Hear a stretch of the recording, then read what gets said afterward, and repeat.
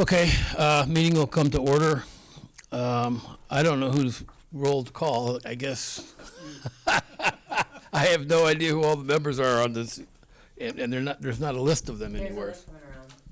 Pardon me? Oh, there we go. Sit down the line and give your name. Yeah, that's true, you could just go online to them. So, Jeff Weingart, Denise Barker, Mike Badani. Cindy Lewis, Lori Pritzel O'Keefe, John Marker, Bonnie Marker. Gary Rattle. Tim Reppin. Mark Samuelson. Carl Hasel. Carl, what's involved in certifying the posting of the meeting? oh, I have to do that. When I sent that, Cindy Lewis Treasurer, I certify that on Tuesday, August 5th, 2025, the agenda for the town of Rome ad hoc committee meeting for Wednesday, August 6th, 2025 is posted at the Rome Town Hall at 10:55 a.m., posted at Quick Trip LLC, 11:11 a.m., posted at Nakusa Port Edward State Bank, 11:06 a.m., and emailed to the Wisconsin Rapids Tribune, 10:52 a.m. Okay, everybody has a copy of the agenda? We have to approve last week's agenda first. Or no, is this it, okay, forget it. Well, do we approve last week's minutes? No, yeah, Is that what should have been on here? Approve the minutes from last week?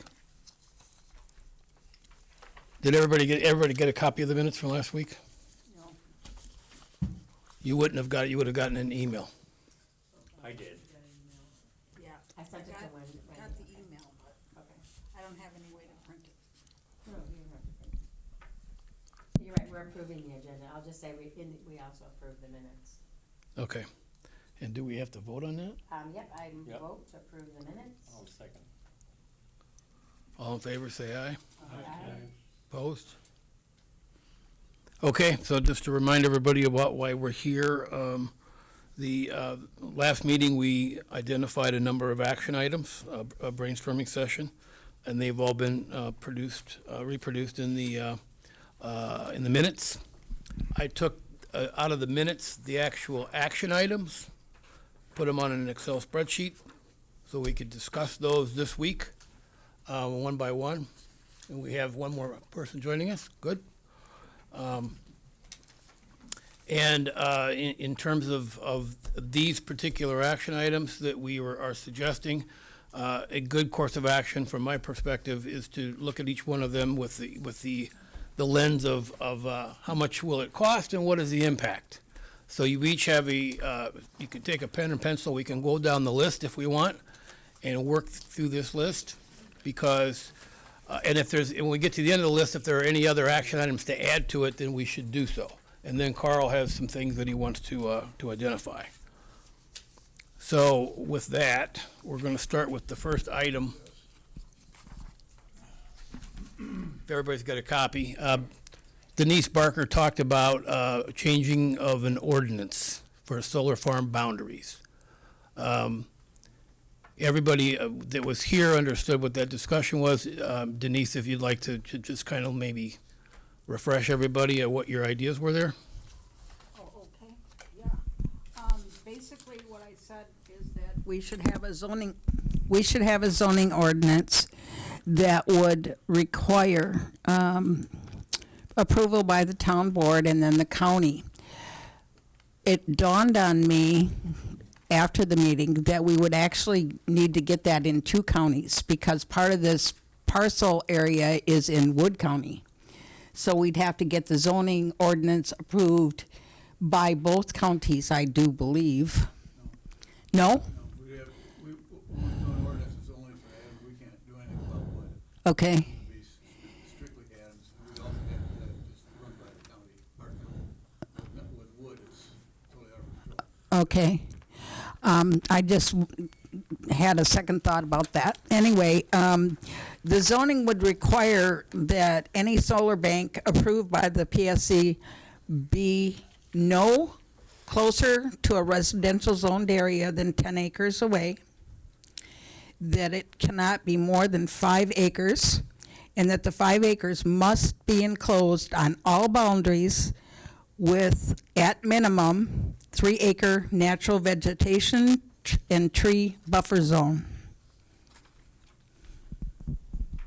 Anybody want to add anything to that? John Marker, I checked in Florida, their requirements are 800 feet from a highway or from a private property owned by a different company or by an individual. And then there has to be a fence put up 8 foot high, and it has to have a block in the fence so that you can't see through it. So what that is chain link fence with slats in type of a thing, and that's pretty much a common one in Florida for all the solar banks that are down there. Is that a state statute? State statute? Is that passed by the state? State of Yes. Florida, so that's the whole state. Everywhere we went down there, you see the same fencing arrangement and back a good deal of the way from the highway. Now, I've been on a golf course where it flooded up to the golf course, and I would say that probably there was 800 feet between that golf course and the fence line. But most of the solar banks in Florida were originally orange crops or orange trees that had that same kind of a fencing law. So I don't know if that was carried over from the orange tree fencing law to the solar law. Have no idea. Please make sure you're using the microphones. Cannot hear you at home or getting out. Every 10 seconds. Yeah. I hope I don't have to go over that again. No, you don't. Ditto.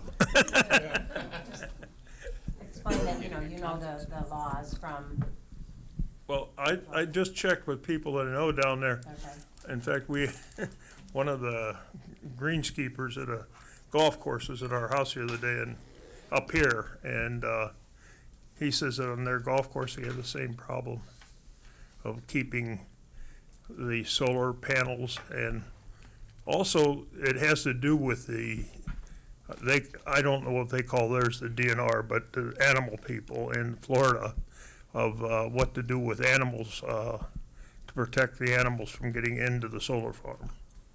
And that's why the tall fence, so the deer can't jump over it. I also saw where, right, we got there was it. People must be watching at home and they can't hear. So I also saw where the fencing would have to be so far away from the ground so other critters could go underneath it. So that's why I just want to make a comment about that. Some wildlife critters can. Because of the gators. Well, in Florida, probably not. Right. We know we've had them on our back. Yes. But yeah.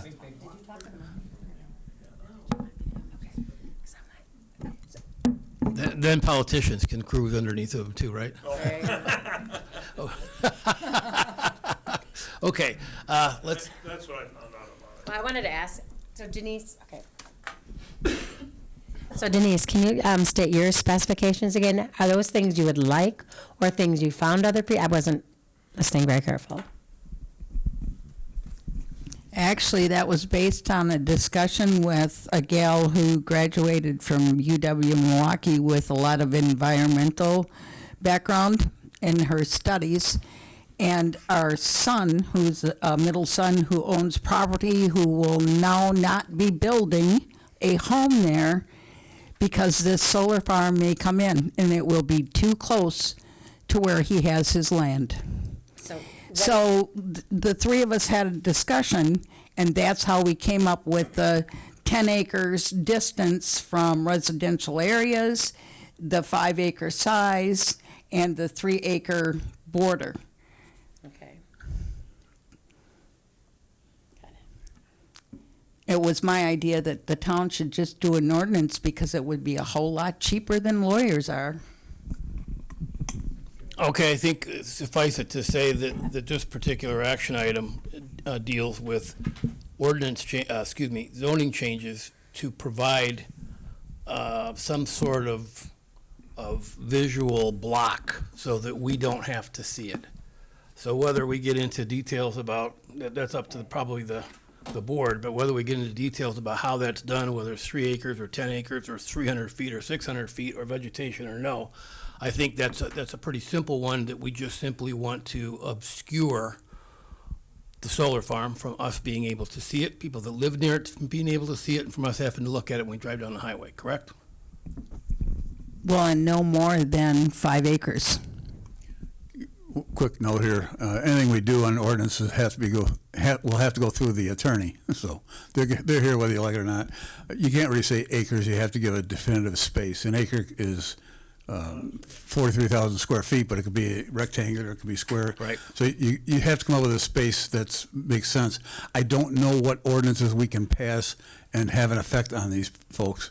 That was one of the things that one of the other outfits I talked to was working on. They did pass an ordinance, and what it does is slow them down. But it's not necessarily effective, but that's something we'll have to work out with the attorney. We might be able to do them and just keep them going and keep pushing them off, but that's one of the plans. So when we look at these action items, I have a quick question about the county, though. If we put together a town board zoning ordinance that we're happy with as an ad hoc committee, and it gets passed by the town board, how much trouble are we going to have getting it passed at the county?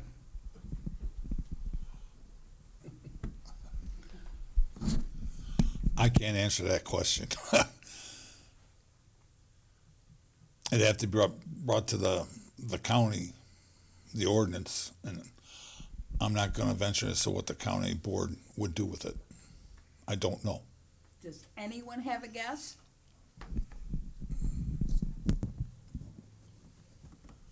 I'll take that as a no, so. Okay, so when we get to, before we move on to the next one, I'd like to have some quick discussion. Make one more comment. This fencing or this buffer zone has to. Hey, one of my points is wildlife. I mean, these are big plots of land we're talking about here with a lot of animals that are going to be displaced. And they're gonna find a hole in the fence to go back in. I understand that.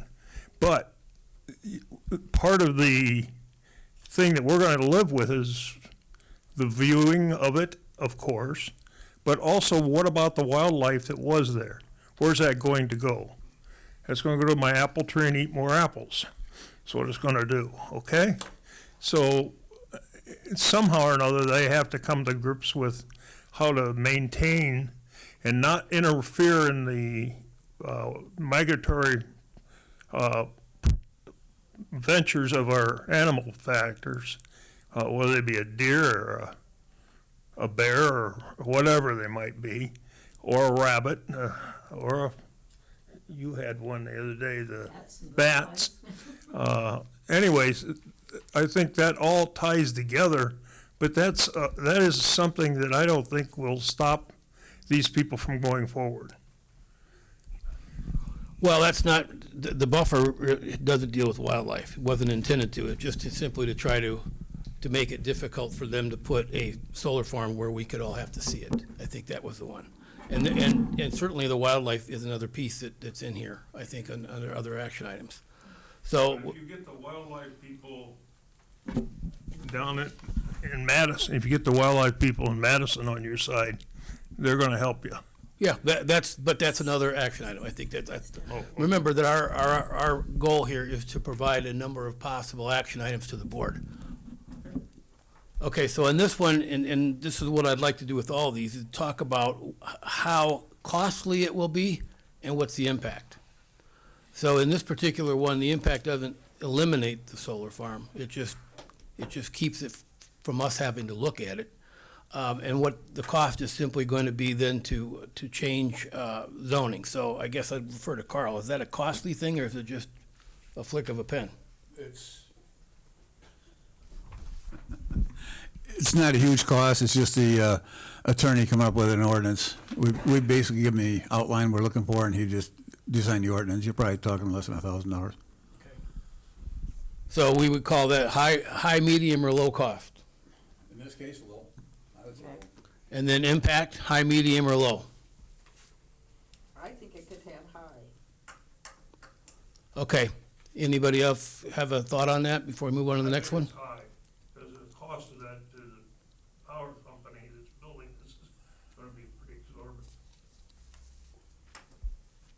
There's the one- Not to us. The cost is to Rome. In other words, remember, we're trying to get action items, so we have to look at those action items. If something's gonna cost $1 million, then obviously that's an impact that we can't shoulder. But if something's very cheap for us, but has a big impact for us, we wanna know that. Okay. Carl, I got a question. With the solar farm already having started the process down in Madison, for us to enact an ordinance now, if we were to pass that ordinance, would that apply to the solar farm, or would they be grandfathered in? I don't know. There's no grandfather because they haven't done anything yet. They don't have a permit, so the grandfather wouldn't apply until the permit's in effect. With PSC, if we pass an ordinance, PSC wouldn't care what we say. Probably they'll disregard it, but, Yeah. I mean, we might be able to, again, it's gonna be a delaying tactic. Yeah. Well, and I think from the perspective of having the solar farm or not, making it more palatable to us is an easier solution than trying to not have it at all. And that's, I think, something that bears some discussion and certainly might have an open ear to it down south. Okay, the next one, we talked about, Say high impact then, we agreed? yeah, high impact and low cost. The next one is discuss regarding campaigns to the governor, representatives, potential candidates running for office. So this is basically letter writing, petitions. You have something on that, Carl? Yep. One of the handouts, I came up with all the political parties, what information is out there. Some have phone numbers, some don't, but came up with everybody that's of concern, including some of the reporters we've been dealing with. I did find information on the 3 commissioners, and I left information out of them because there is a they passed some statute that you really can't work with those folks once they're working on a case, which is kind of goofy. It's self-preservation, I guess, but there might be other ways. I'll talk to the attorney and see what we can do to put pressure on these 3 folks. We can't deal with them directly. Maybe we can do it indirectly. So that's this handout here. I got emails, phone numbers, contacts. If I find more, we'll get them out there for you. So is this someone on this committee or on the board penning a letter and then we emailing, sending, whatever the case, to all these people, or are we talking about physically making phone calls? I think we fill up their mailbox with emails individually. What I don't have on here is a petition either that we were talking about, but we need to get a petition going. I'll cover that in another section. I got some more. I got a bunch of emails. Okay, so this one then, again, do we feel that this is a low cost, medium cost, or high cost option? It's a low cost. Low cost. Send emails. Yeah, emails, And impact, low, medium, or high? Could be high. I would think it's high. It depends on.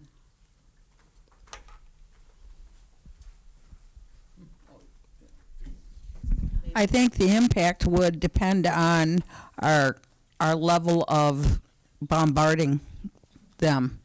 So if people don't follow through with that and we don't get more people in the community involved in doing it, we may not get the high impact that we're looking for out of a very inexpensive opportunity.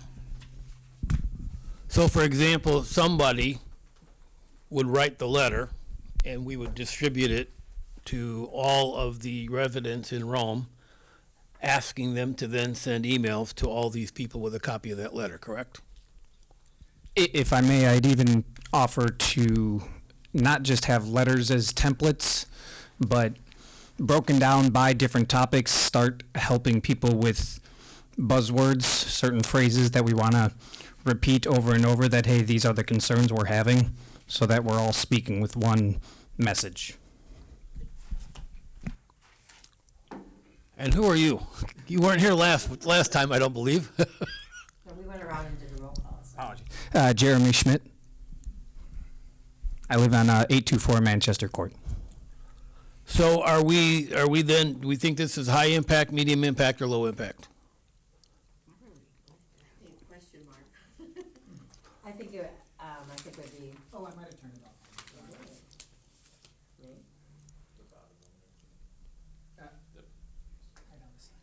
Bottom one to the right.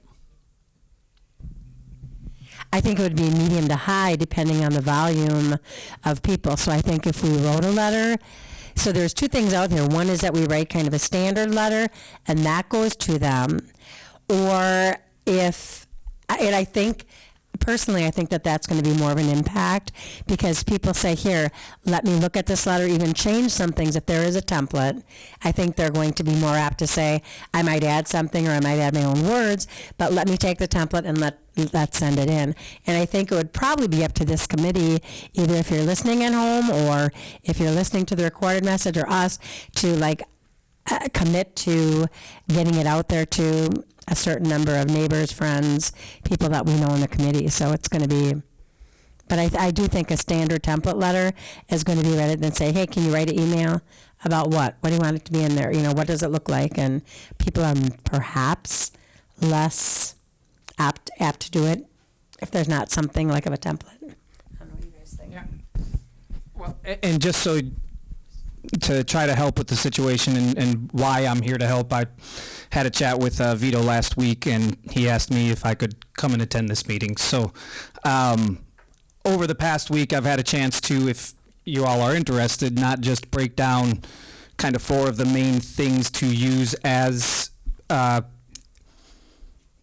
points against doing it, environmental impact. These are the 4 things I'm sure you guys know: property values, safety concerns, and zoning and land use, but was able to write those into, subject-specific letters so that when neighbors are all wanting to submit it, they're able to also voice the ones that are their concerns, so that when they're writing it in their own words, using the same bullet points that we're wanting to reuse for these different topics, but that they're using it, based off the ones that are really most impactful for them, not just we're all going with, environmental impact or safety concerns kind of thing. So are you suggesting we do 4 letters then? I'm not suggesting we do necessarily 4 letters, but when we decide on which topics we want to use to the PSC to say, these are the reasons we want to say no to this, that we, use those reasons as the templates that then, develop the bullet points, for the talking points and the, buzzwords that we can all use over and over again. So when we're talking to, whether it's the town board, county board, state reps, that we're all sounding like, hey, we're knowing what we want, and it's not this, and these are the reasons why. So. Thank you. Okay, moving to the next one then.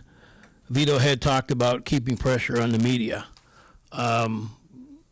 Do we want to suggest perhaps that we do some sort of a protest, a peaceful protest, and where Rome citizens go down and carry signs? And this gets the community involved. If you have 3 people show up, well, then the next meeting is pretty simple. Nobody wanted to support it.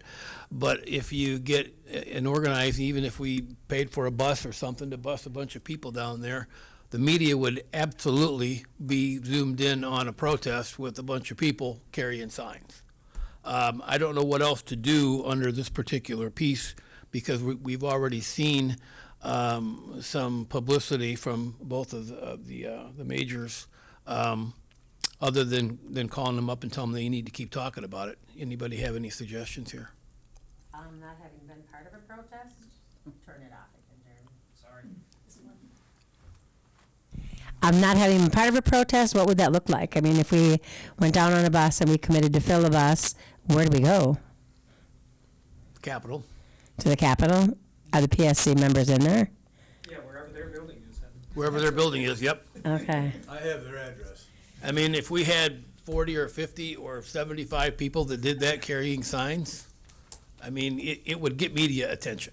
It would get media attention. Absolutely get media attention. And are they all in one place? I mean, that's not their homes, Carl, right? No, Madison, they have an office in Madison. And if you notify the media in Madison, like I did contact ABC, and if you contact the stations, TV stations in Madison too, that you're gonna do this, that'd be a good way of promoting it, and they would go there and see what it's all about. I did contact, I think it was ABC and CBS in Madison. One responded by saying they would look into the subject here in Rome, but I haven't heard back from that, so. But if we all did that, just contact the stations. They have you go to their website, there's you can say, I think it's about stories you like to hear or report to or report on, and you just go there, and it's just a simple little thing you fill out. So I think that would help people just get involved with that. Just contact the stations down there in Madison. Previously, I've contacted PBS about also doing that, the Wisconsin PBS, and that guy is really open to suggestions. And I bet PBS would be real happy to help cover this. Why can't we have a rally here just to start out, to get people here on a Saturday and get Channel 7 down here? I mean, start something here, see how many people will come out. We could, but we're not irritating somebody who's in the building that's the politician and decision maker. It would just be us seeing each other carrying signs and having a rally. But it would show that the local people are in on it, that everybody don't want it. It's a start. That would be the purpose to go down there. Right. With all those people. Just to see how many people would actually do this and how many are against it. Because I've been talking to people and they're not against it. And I don't know why. I'm like, what? Yeah, they have no problem with it. Again, I was talking to my neighbor who comes up, he camps, and he didn't even know they applied. Nobody knows. Carl, have you heard anybody in the town of Rome, in any sufficient numbers, speak in favor of it? One person. On social media. That is in the town of Rome, some outsiders, but who cares? I mean, is there a need for us to canvass the residents of Rome to see how many people are actually? I think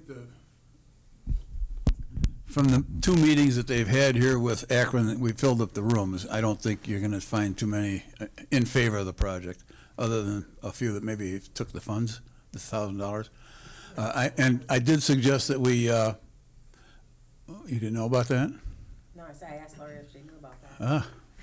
I did ask, I think I mentioned it to Scott about setting up a meeting with the PSC down in Madison and bring busloads down there. If not, I don't know if they'll meet with us. I'll have to do a little more work on this ex parte communications. But if they won't meet with us, maybe we have a meeting with some of the legislators down there, especially the ones that approved all this nonsense.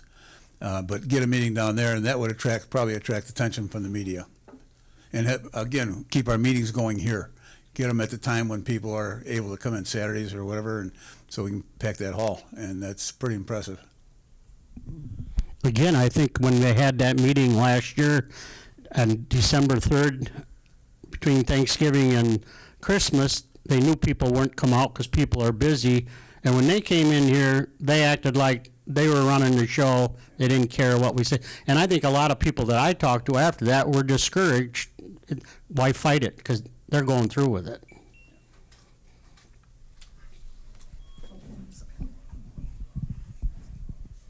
I went over to the marketplace on Friday and chatted with a gentleman there that had a booth for the city of Rome. 14 Mile gentleman. He's definitely for it. He doesn't want to fight it, doesn't want anything. He says environmentally it's not a bad thing. And I was trying to see if we could get in their tent. That's what I was trying to do, so we could hand out brochures, and there's no way they'd even let us in the tent.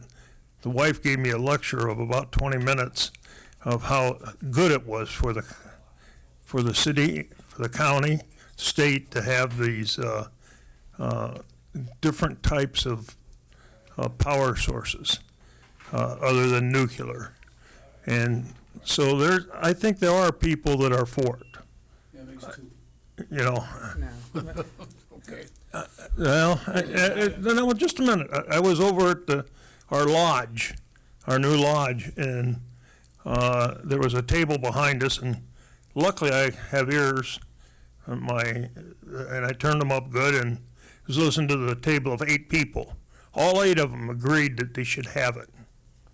All 8 people agreed that they should have it. Now, I don't know who they were, and I don't know, they're from the property, because I've seen them around before. But I think there are people that want it.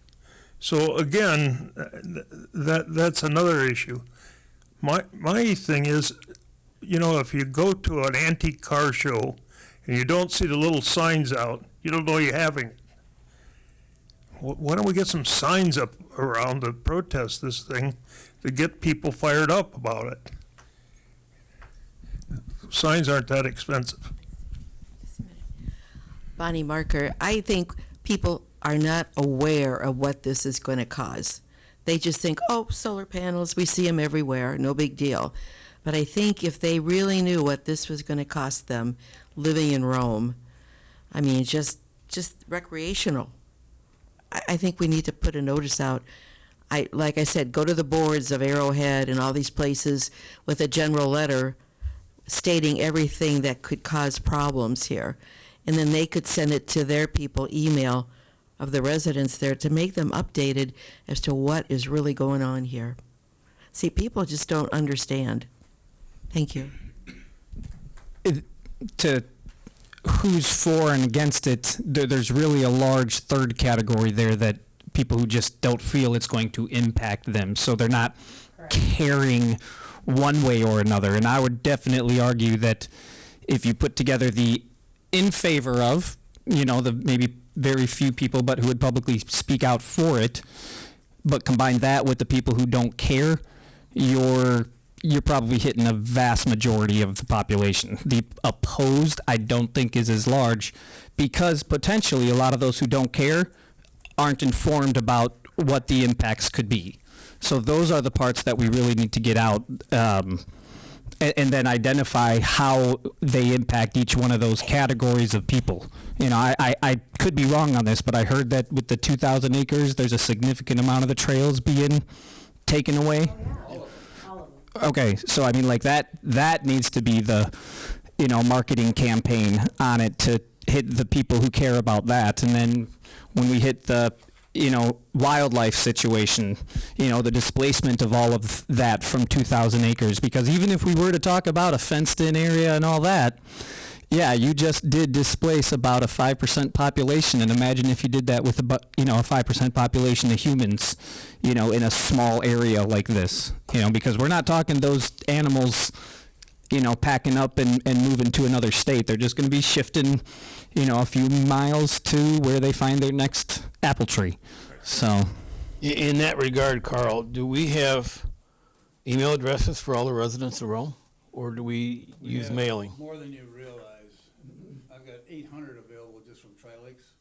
I think the town itself has over 2,000. You've also got LCPOA, LSPOA, LAPOA, a few others. Yes. We're going to be getting those conference lines.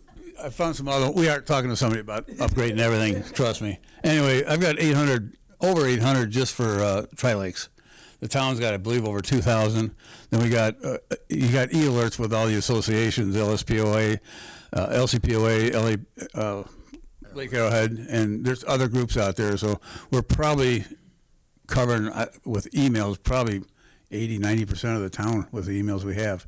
So if we combine them, get rid of the duplicates, and give them the option to opt out too, but I think we can really build a huge email presence on this.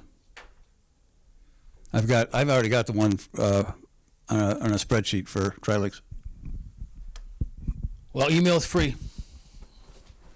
So rather than doing a mailing, if we could get everybody's emails into one particular group and then start canvassing or distributing information, pictures. We could take pictures of the other sites around, let everybody see what it looks like, talk about the trails, the whole 9 yards. How would you do that email thing? Would you do it from the ad hoc committee then? Do we need to set up an account to do that through? Setting up an account's easy.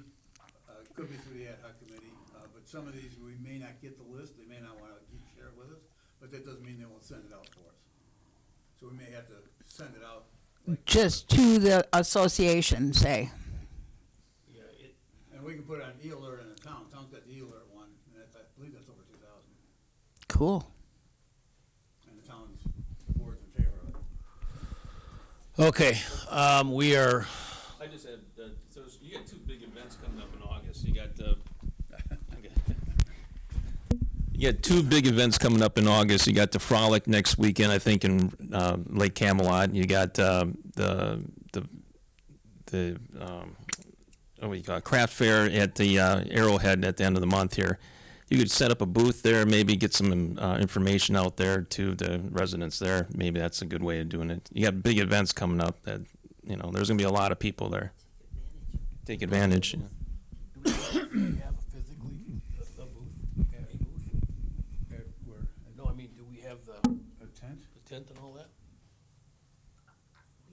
Yeah, I have one. I think we can figure that out. I think as long as we talk to, you know, whoever would let us put up a tent at Camelot, unless they're for it, I would be fairly shocked to think that they wouldn't let us put there at that time to take advantage of this group. It's a little late for them, but I'm on the What's board that? actually on Camelot too. That sounds good to me, but.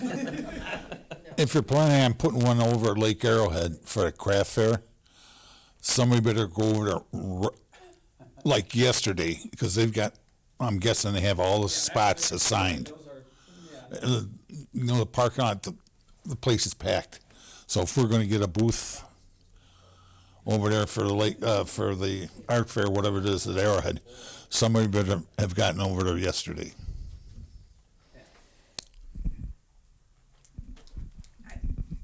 My major concern is we need to write up flyers, get all of our information correct, and legalize by the attorney what we can say and can't say, and then we put them on flyers and then distribute it that way if we're going to do these fairs and stuff like that, because I don't think we can we legally write that up ourselves? And I'm always afraid of saying something wrong and then somebody's going to, everybody's so sue crazy anymore. But I mean, just say, you know, oh no, you're wrong on this one. But I mean, make sure that all of our information is correct and what we need to put on a flyer. You want the information to be exact, yes. Exactly. Yeah, and we're gonna have to have volunteers that'll man those areas. So we could kind of group, it looks like we can group 3, 4, and 5, because they're all basically similar in nature in creating awareness in the community, some kind of direct communication with the community, examples of what's going to happen when this solar farm, if it goes in, happens. I think there's a number of things that can be combined in here, but so I think 3, 4, and 5. I think there is some cost to that. I mean, even if we have flyers printed up, there's going to be some cost to that. I don't know how much of the board, Rome. Printing company here that maybe we could ask them to volunteer to do it. We have a printing company right here in Rome, and suggest that maybe, you know, we'll do advertisements for them if they could nicely make us up a bunch of flyers, and see if they would do that for us, since Somebody they has live to do here. the artwork.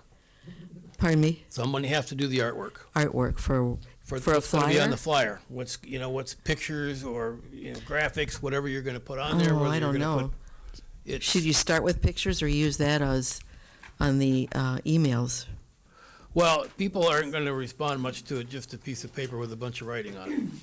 You got to have some kind of attention grabber that's going to show where this is going to be, what it's going to look like, the detriment to the community, something that Could- grabs their attention that says, "Oh, I didn't know that." Could you make like a big board of all this to display at the booth rather than individually, and then you could talk about it and point it out? Sure. You know, like they do at the 14-mile booth at the Rome Market. They have a huge, big artwork, and it shows where all the rivers and stuff are, the creeks. And we could do that too. We'll just have pictures up on that. Then we wouldn't have to use it on every single flyer.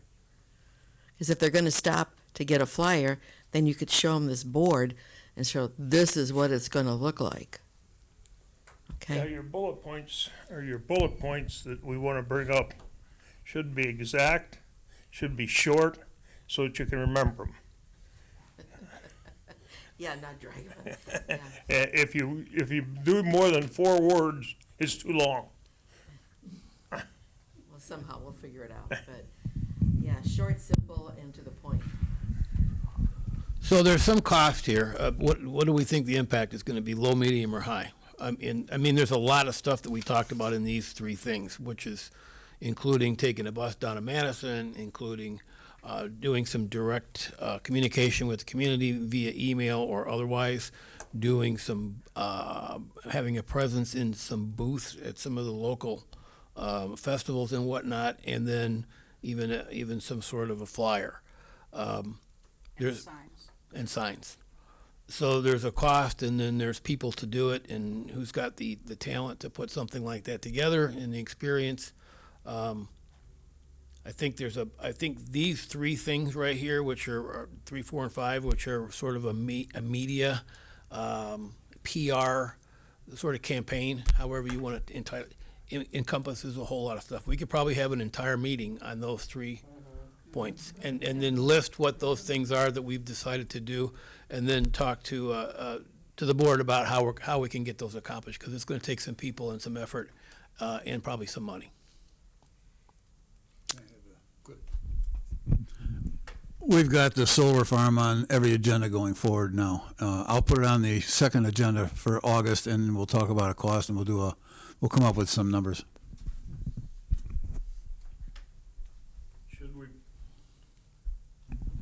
Should we prioritize these? You're trying to organize people, and some of these things are after you organize the people.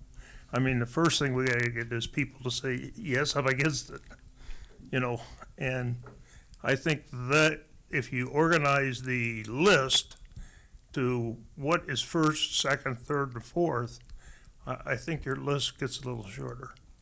It could, and that's the purpose of going through and finding out the impact, high, medium, low, cost, high, medium, low. You want your low cost and your high impact. Those are the ones that should be at the top of the list, because you can bang those out fast and get a bigger impact. And then as you move down the list, that you have less impact and or more money than those you want to work on last. How quickly can we get the petition that we agreed to written and get that started? Because if we're going to do those large group things, we should have that petition ready so that we can be getting signatures. Is the petition, Carl, that's probably a legal thing, I would think. It can be, I mean, I'm just trying to think how you. You don't want to get all those signatures and then find out that we didn't check some box and then it has no validity. Is that something that you can talk to the attorney on? Yeah, I'll talk to Sienna. Have you checked in that? Yeah, and just, you know, a couple things. Yeah. Sorry, I type loud. No, that's what you're doing. You're not- Carl, just because I'm such a fanatic about this petition thing, I'm wanting that petition to affect what the PSC does. So when you talk to the attorney, can you include that? What do you mean? That people are saying to the PSC, we don't want this 2,000 acre solar farm. Well, that sort of is a litmus test also for how many people support it and don't support it. How many resident properties are there here? 7,000, over 7,000. 7,000. Well, resident or just property? There's 7,000 properties, resident.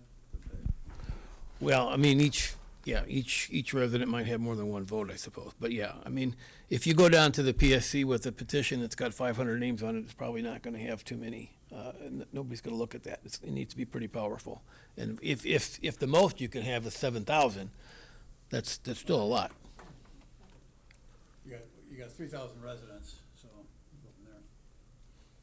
But you also want to include all the taxpayers too. Right. 2,000 permanent residents, 3,000. 3,000. 3,007, I think it was. The 20. What do we have when all the summer people are here? Yeah, it grows.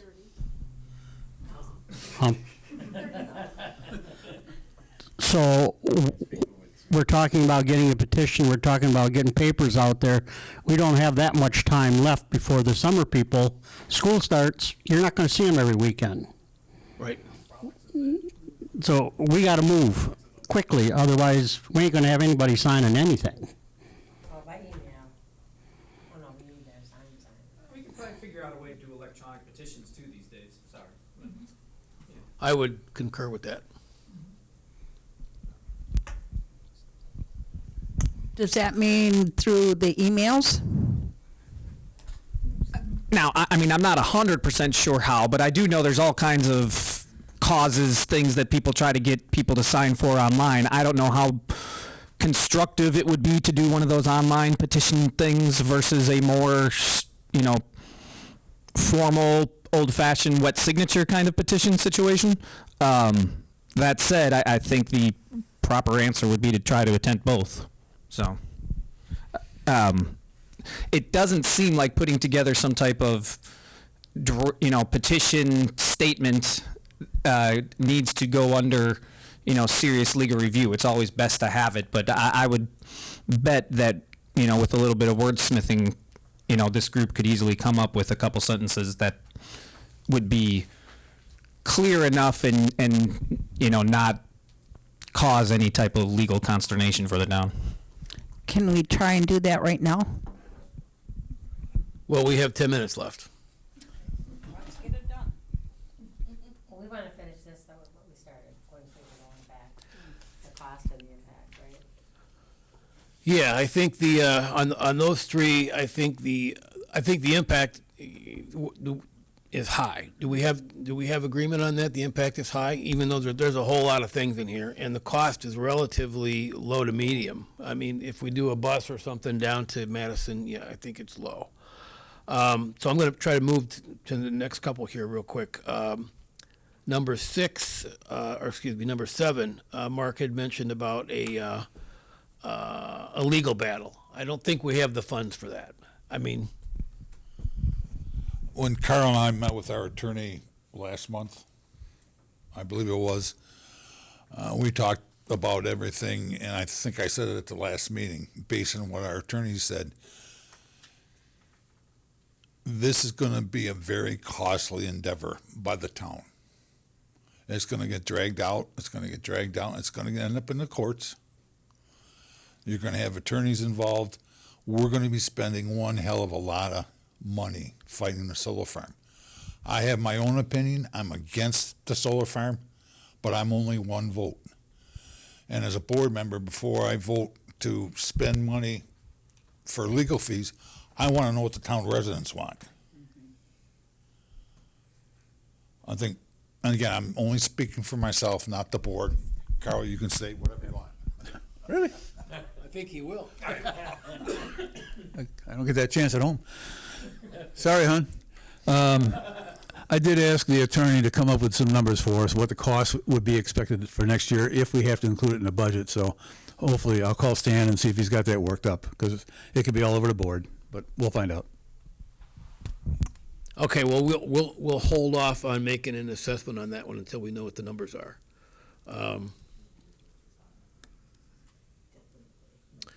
The next one was on number 8. We talked about working this from the perspective of finding some sort of environmental or animal or something or other.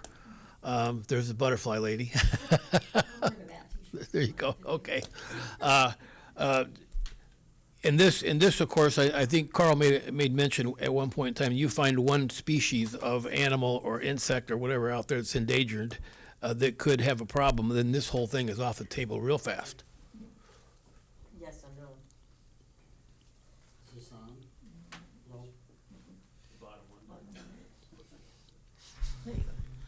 I just read in Rapids paper this afternoon when it came that Adams County DNR down in Madison said Sand Valley is putting in another 132 acres of adding to the golf course, but they're going to redo an area for the lizards because of the loss of the lizards, and there's also a power company that wants to put power lines through, but they considered they'll lose some lizards, but they figure they'll come back. So I don't think the lizard's going to help us any. The Wisconsin DNR has a thing called incidental taking, so they allow you to kill off some of the endangered species if it's to somebody else's benefit. The U.S. Fish and Wildlife does not have that, neither does the U.S. EPA, so that's the route we're looking at. The lizards that we're talking about are the blue-tailed. I don't think they're on the federal list, but they are on the state list, so the DNR says, just, whatever. But on the other animals we're talking about, the bats, the butterflies, there's several others. That's U.S. Fish and Wildlife, and we got a better shot with those folks than we do with the DNR. I'm wondering too, could we take a field trip and go through this area? Is it open? I mean, could we possibly do surveys in the area looking for whatever is there? Well, somebody would have to organize that would have the knowledge of what we're supposed to be doing and what we're supposed to be looking for and how we find them. Okay, would we need a permit for it though? No. Oh, okay, cool. This land is MFL land. Right now it's open for pretty much, anything. Nature walks, you name it. It's open land right now. So I think we can agree on that one, that there's a high impact. If we were able to find something, the real question is there a cost involved in getting some experts here to review this, and how it would, what would the mechanics be, I guess? UW Stevens Point, Environmental Studies Department. UW Stevens Point Environmental Studies Department.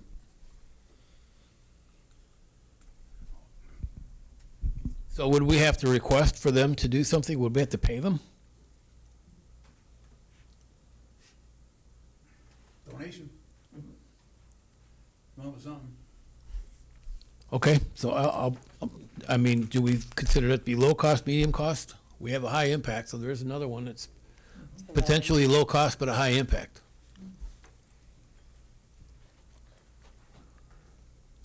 I'm gonna put a load on that one. Carl, on number 9, you said something about Akron repairing the roads, broken panels, whatever, once this is done, and how it gets put back to the way it's supposed to be. Is there some legal requirement there, or is there nothing? Nothing. That's it. We have nothing in writing at this point.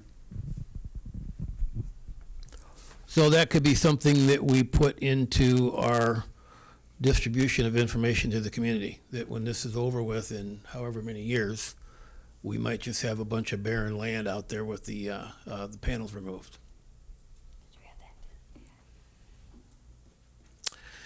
Okay, number 10, Carl, town attorney, on what we can and should be doing. Any comments there? And then I think number 11 kind of goes with number 2, which brings us pretty much to, we have 5 minutes left. So I think some of the comments that I heard is that we need to get going if we're going to be putting stuff together for the Frolic and Lake Arrowhead, whatever all the different things are that are around here.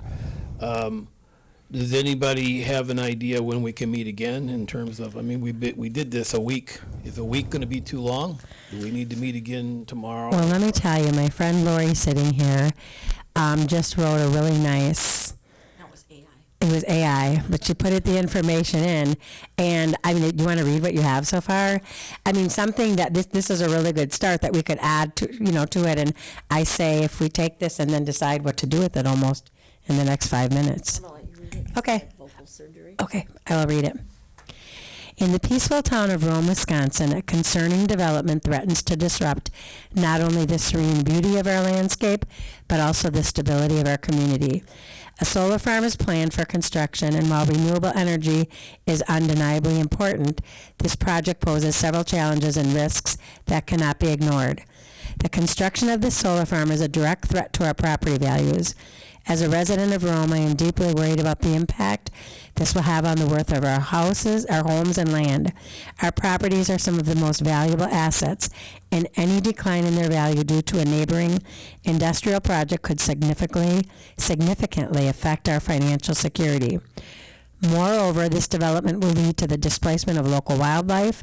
Rome's rich natural environment is home to diverse species, and the introduction of extensive solar panels could force them out of their habitats. The delicate balance of our local ecosystem is at stake. Safety is another crucial concern. The construction and maintenance of a large-scale solar farm involves heavy machinery and increased traffic, raising the potential for accidents and disturbances in our otherwise quiet neighborhood. This raises red flags for families and individuals who opted for Rome due to its safety and tranquility.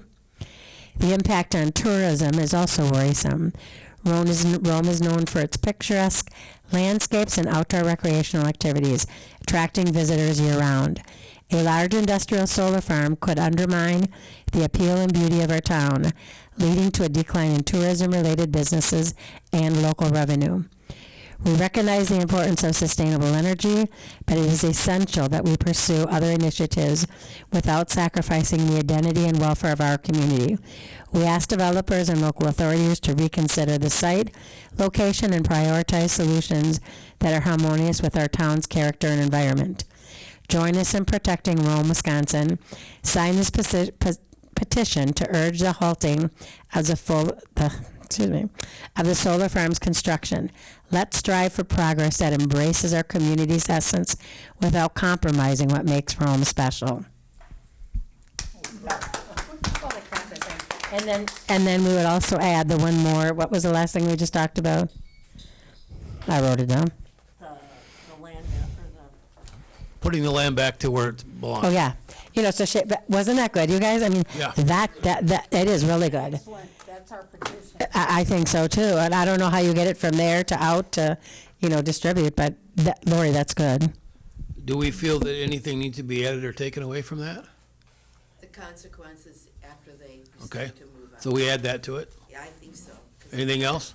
Lori, you got that sentence I- in the back of your. I'm moving quickly Write it 'cause- down and- I'm moving quickly because we have like 2 minutes and the place closes down, so. Okay. You're saying when could we meet again? Tomorrow? I was just gonna say that.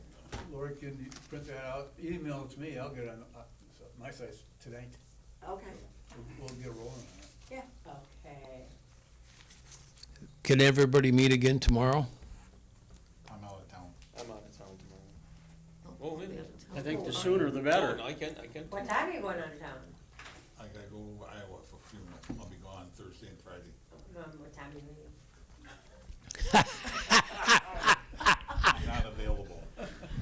Okay, how about those of us that can meet tomorrow, and let's do it at 2:00 instead of 3:00. 3 o'clock will be at CDA meeting here, and then we got board meeting at 5 here, so it's 2 How o'clock. about 1 o'clock? Well, we could do it in the other room, couldn't we? Well, I got a CDA meeting. Oh, yeah. That's at 3, so we're okay. Okay, so, At 1? 2's fine. Well, I'll keep it an hour. Okay, 1 o'clock? Yeah, whatever. 1's fine. Are you guys available at 1 o'clock, Jeremy? I'm my dentist. Potentially, yes. I'll be looking for you. so I would ask then that before we meet tomorrow, that maybe Carl has a conversation with the attorney as far as something that has to be in that petition so that it makes it legal or whatnot. And that way we can at least accomplish that tomorrow and get that petition out. 1 o'clock. Okay, we're out of time. Do I hear a motion to adjourn? I'll make a motion. A second. All in favor, say aye. Aye. Opposed?